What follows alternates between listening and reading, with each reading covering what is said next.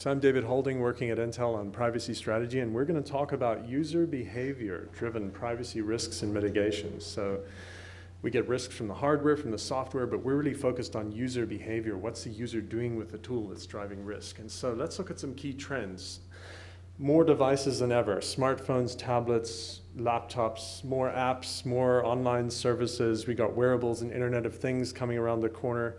Many alternatives for users to get their jobs done, right? Workers, they've got lots of tools at hand, personal devices and so forth. So what do they do when things get in their way, when solutions lack usability, when security is too cumbersome, when IT is not responsive or flexible enough? Well, they find a workaround. So where's the risk? Well, there's some from the hardware, from the software and the vulnerabilities, but a lot of that risk is coming from the end user, what they're actually doing with those tools. You can put a great secure device in their hand, but if they use it incorrectly, that drives a lot of risk. So what is a workaround? Well, a workaround is really a procedure to get the job done, to get their work done. And it's out of compliance with their policy.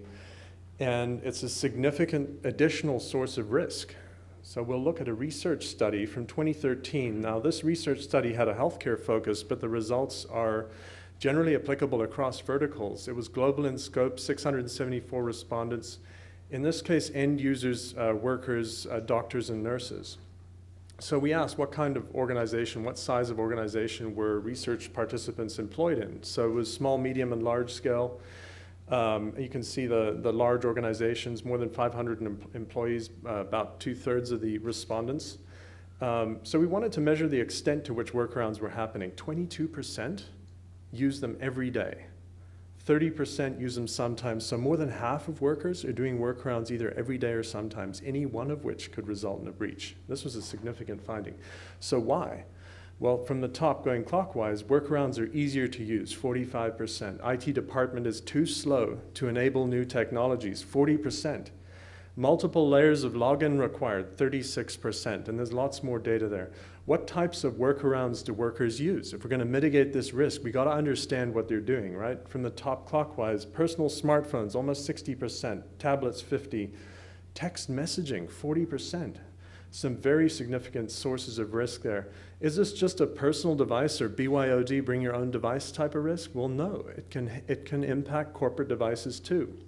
As long as users can install apps, access the web, do texting, etc., the corporate devices are also vulnerable. So are workarounds just a client device type of risk? Well, no, because a lot of the workarounds have a back-end component. They have a back cloud. I don't know if you've heard of the term bring your own cloud, but what we have is egress of information right from the endpoint into these side clouds.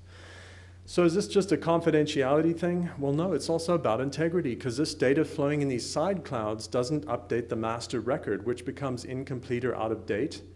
And that, in the case of healthcare, can impact the care. So are we covered if we use a thin client compute model or VDI? Well, no, because thin clients can also be vulnerable. As long as workers, again, can install apps, can do web browsing, texting, USB keys, etc., they're still vulnerable. So are users of workarounds aware of the risks? 36% were aware of the risks. They did the workarounds anyway. They made a sort of end user executive decision there. 35% no, so there's a lot of room for more effective training.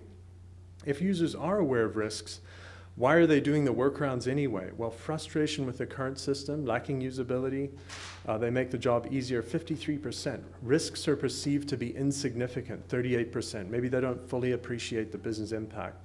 So if people are not aware of risks of workarounds, why not? Well, lack of policy was 13%, but 30% lack of effective security training. 31% lack of oversight or enforcement of policy, so some significant gaps. So is usability a nice to have? Well, no, absolutely not. Usability is a must-have, because if usability is lacking or security is too cumbersome, too many logins, users will pick up a tool, their personal device or otherwise, and do a workaround. So how can we mitigate this? Well, it's definitely requires a holistic approach, policy, effective training, usability of solutions and security. IT department needs to be responsive and flexible in enabling new technologies. So any questions, you can contact me using this information. There's also a 4-page white paper there. So thank you very much.